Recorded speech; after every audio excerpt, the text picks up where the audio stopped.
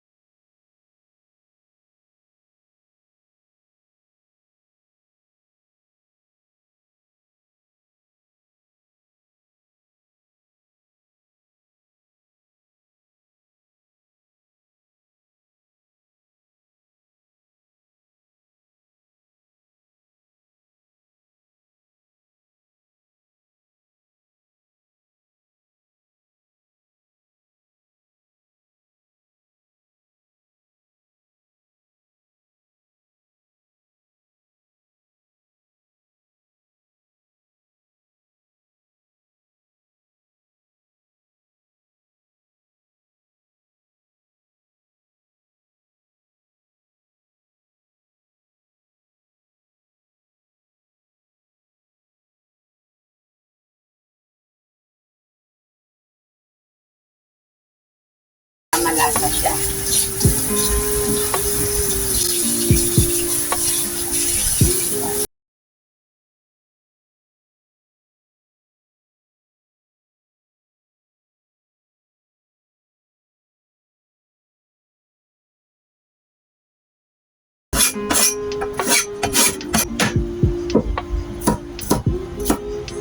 Ganyan lang siya. Tapos ilalagay ko po sa loob ng mismong chicken. Tsaka imamay.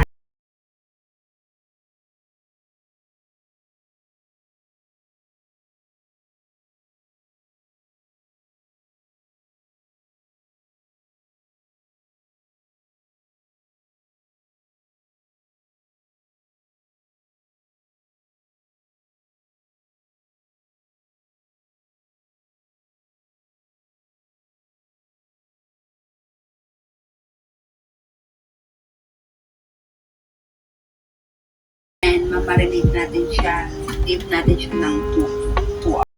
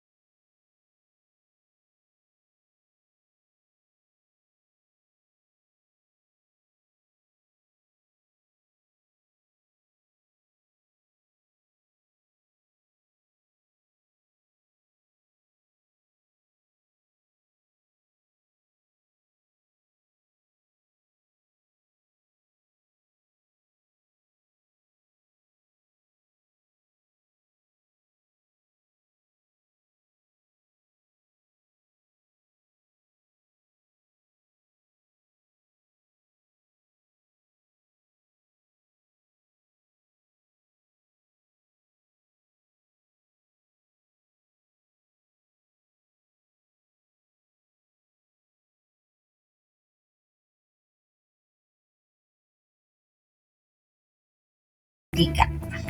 Habang inaantay natin yung mantika, unang uminit, i-mix na natin to.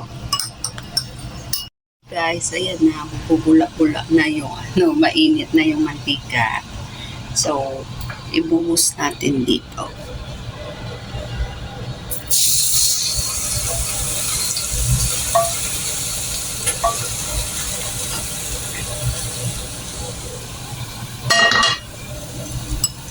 Ayan na siya. Yan ang magiging sauce niya mamaya.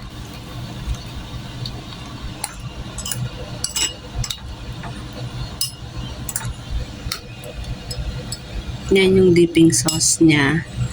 So, antayin na lang natin na maluto yung chicken natin. Para ready na. Tapos na yung 25 minutes. 30 minutes pala. Kasi 30 minutes ginawa ko. Yan na siya. Okay, slice natin tapos pakita na kung mamaya yung kalabasan yan. Ayan na siya guys, ang bango. And yan na yung sauce niya. Slice natin. Juicy niya, lumalabas-labas pa yung mantika niya. Yung oil niya. And yun na nga guys, and tapos na din yung luto, nakakain na din kami ng dinner. And thanks God, nagustuhan nila and gusto nila gusto nila magpaluto ulit nun. And kaya kayo guys, try nyo yung ganong luto, yung Chinese style steamed chicken. Simple lang din naman siya at ang bilis lang naman lutuin. And until my next vlog, bye-bye!